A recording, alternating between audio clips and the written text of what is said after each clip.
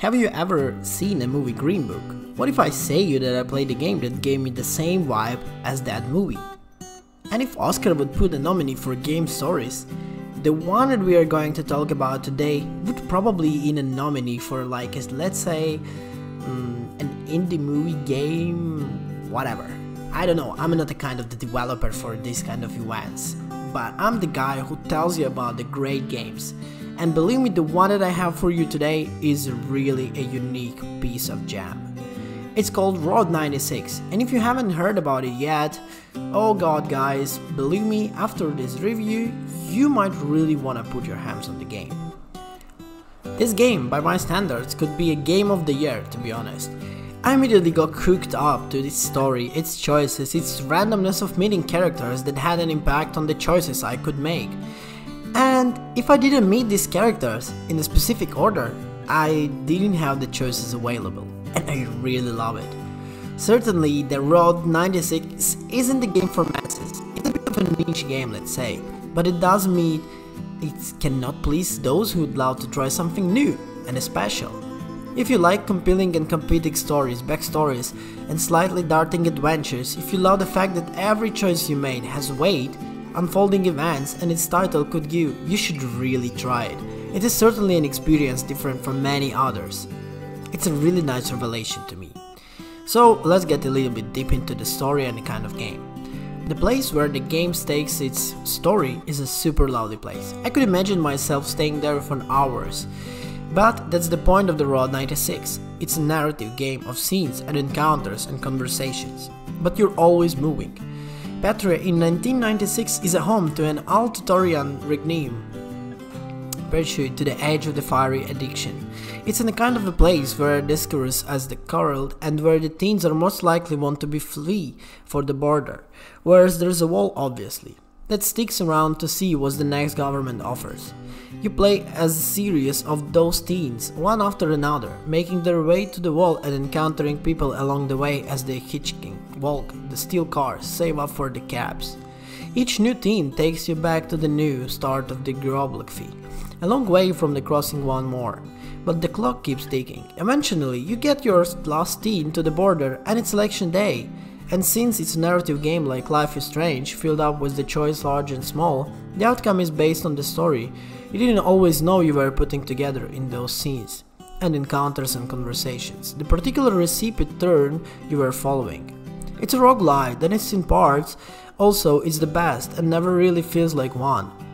It wants you to focus on each individual journey of about an hour length, as you close the gap between you and the wall. You manage your funds and your energy better, because you'll need both if you want to have a chance of crossing successfully. But you also move on through the procedurally sniffed regions, with the recurring cast of characters. You might get a lift from John. I really love John. John's a trucker and the beer of a man, who must have some self-awareness because of his rig called Grizzly. 8 ball on the gear shift, fingers missing on his right hand, a giant who, in a wingnet, had to fold himself in the passenger seat for a compact. A both funny and rather mowing. The gentleness of someone who's grown to a huge scale. He's in love with the voice on the CB radio and his secrets rattling around his truck along with an empty cans of energy drinks he chugs. A brand called Life. You meet John again and again as you deep and rise through the game as a cosmic or sewing needle. Playing different people but all the same motivation and objectives that border. The first time I met John he almost got me killed. The second when we played football. The third we had a little map reading. Most of the game plays out of a multiple choice conversations as you move the camera around, interact with the environment and chat to whoever has been shuffled at the time. Be sharp and you might grab an energy bar or some extra cash. Then there is a minigame that they're enjoyable hockey to break the things up. But mainly you ask questions and listen to the answers as more of the story becomes apparent to you, as you fortunate to the particular house. Not everyone is as great as John, that would be hardly fair. There are goofballs, a cop, another runaway or two that are something much more troubling.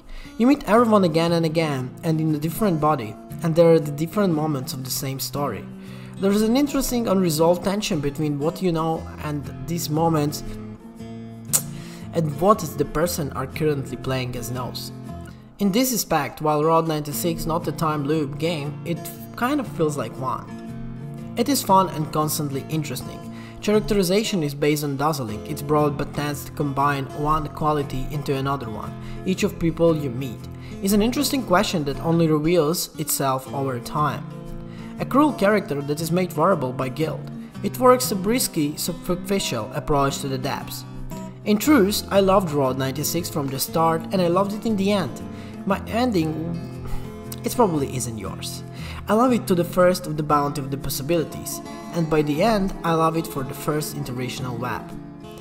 Guys, the story in this game is amazing. The amount of the emotions you're gonna get is amazing. If you get deep into it, and if you kind of start feeling all the characters you're getting in on all the way, it becomes super interesting to you. I would even prefer this or some Netflix movie overnight. Finishing on this note, I don't want to spoil much. This is kind of a driving also game where you kind of drive, but still.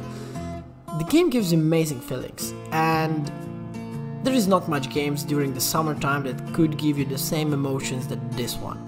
So please, if you have time, check this out. This is the game that you would really enjoy. I bet you would enjoy.